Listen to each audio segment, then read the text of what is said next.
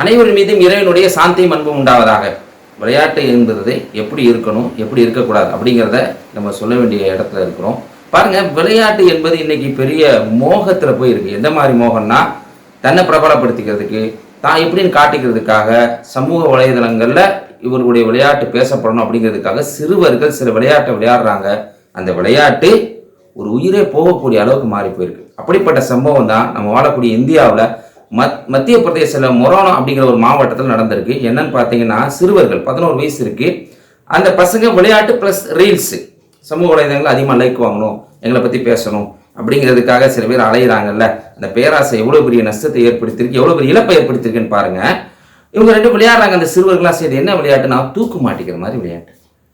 இந்த பையன் ஒரு சிறுவன் அங்கே தூக்கு மாட்டி விளையாடுறான். விளையாடும் போது என்ன ஆகுதுன்னா, உண்மையிலேயே அவனுக்கு கழுத்து நெறியப்பட்டு அவன் சாகிற நிலைமைக்கு போகிறான். பக்கத்தில் இருக்கக்கூடிய அவனுடைய ஃப்ரெண்ட்ஸு சிறுவர்கள் என்ன பார்க்குறாங்கன்னா, சூப்பராக நடிக்கிறான்டா, சரி சூப்பராக விளையாடுறான்டா அப்படிங்கிற மாதிரி பார்க்குறாங்க. இறுதியில் அந்த பையன் இறந்து போகக்கூடிய நிகழ்வு இப்போ நடந்தேறி இருக்கிறது.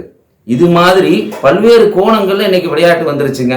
தன்னை பிரபலப்படுத்திக்கிறதுக்காக சமூக வலைதளங்களில் பான் ஸ்டுடியோன்னு சொல்கிற ஒரு அம்மா, இந்த அம்மாவுக்கு 24 வயசு ஆகுது. சீனாவை சேர்ந்த இந்த அம்மா ஒரு நாளைக்கு 10 கிலோ உணவு சாப்பிடுவாங்களாம். சமூக வலைதளங்களில் யூடியூப்பில் தன்னுடைய சப்ஸ்கிரைபர் என்ன சொல்கிறாங்களோ அதை கேட்டு, அது மாதிரி நான் சேலஞ்ச் பண்ணுறேன், நீங்கள் சேலஞ்ச் பண்ணுவீங்களா அப்படின்னு சொல்லி சாப்பாடை சாப்பிட்ருக்காங்க. எத்தனை கிலோனா 10 கிலோ ஒரே நேரத்தில் சாப்பிட்ருக்குறாங்க.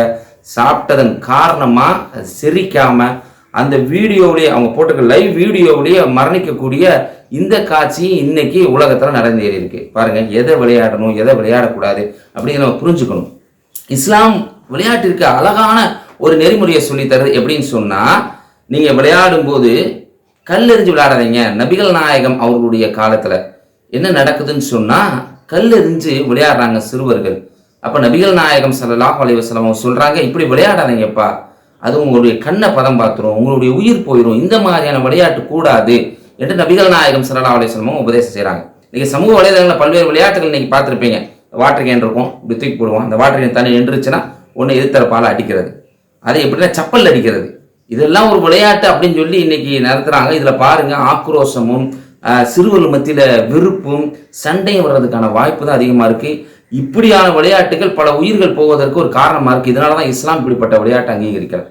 இஸ்லாம் எப்படிப்பட்ட விளையாட்டை அங்கீகரிக்குன்னா, வீர தீரமான விளையாட்டுகள், வீரர்களாக தன்னை மாற்றிக்கொள்வதற்கான விளையாட்டுகள் அப்படி இஸ்லாம் அங்கீகரிக்கிறது. இந்த அம்பெறிஞ்சு விளையாடுறது, அம்புனா அந்த காலத்தில் இன்னைக்கு எப்படி நம்ம ஒரு வீரராக இருந்தாங்கன்னு சொன்னால், ஒரு நாட்டுடைய வீரராக இருந்தால், ராணுவ அதிகாரியாக இருந்தால் எப்படி ட்ரைனிங் எடுப்பாங்களோ, அது மாதிரி நபிகள் நாயகம் ஸல்லல்லாஹு அலைஹி வஸல்லம் காலத்தில் அப்போ இருந்த சோல்ஜர்ஸ், ராணுவ வீரர்கள் எப்படி விளையாட்டு ட்ரைனிங் எடுத்தாங்கன்னா, அம்பெறிஞ்சு ஒரு குறிப்பிட்ட பகுதியை குறிக்கோளை வச்சு அம்பெறிகிறது. இந்த மாதிரியான விளையாட்டை இஸ்லாம் ஊக்குவிக்கிறது அப்படிங்கிறத புரிஞ்சுக்கணும். அது இல்லாமல் சும்மா நம்ம விளையாடுறோம்ல வீட்டில், அக்கா தங்கச்சிக்குள்ள சிறுவருக்குள்ள விளையாட்டு வருதுல, இந்த விளையாட்டு கூட ஒரு அளவை தாண்டி போனால் உயிர் போயிடும் அப்படிங்கிறத இன்னொரு நிகழ்வு மூலயமா, பிரிட்டன் நடந்த ஒரு நிகழ்வு மூலயமா பார்க்க முடியுது. இது பார்த்தீங்கன்னா, ஒரு முஸ்லீம் ஃபேமிலி, ஃபால் அப்படின்னு சொல்லப்படக்கூடிய ஒரு சிறுமி, 11 வயசு ஆகுது.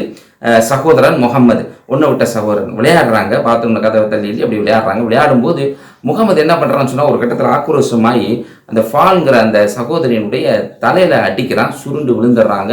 கிட்டத்தட்ட 3 மாதம் அந்த சிறுமிக்கு ட்ரீட்மெண்ட் எடுத்து அப்புறம் இறந்து போகிறாங்கிற தகவல் வருது. முதல்ல இந்த பையன் இந்த செய்தியை சொல்லாமல் மறைச்சிருக்கான். வேறு காரணங்களை சொல்லியிருக்கான்.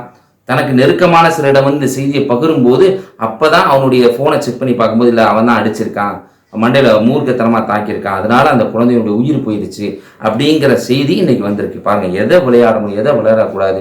ஒரு விளையாட்டு என்பது ஒரு விதமான நேசத்தை, அன்பை பகிர்ற மாதிரி இருக்கணுமே தவிர, இது போன்ற விளையாட்டுகளை விளையாடக்கூடாது என்பதை நம்ம புரிந்து கொள்ளணும். இது போன்ற செய்திகளை அறிந்து கொள்வதற்காக மறுபக்கம் என்கிற இந்த சேனலை சப்ஸ்கிரைப் செய்யுங்க, லைக் செய்யுங்க, அதிகமான நபருக்கு ஷேர் செய்யுங்க. அஸ்ஸலாமு அலைக்கும்.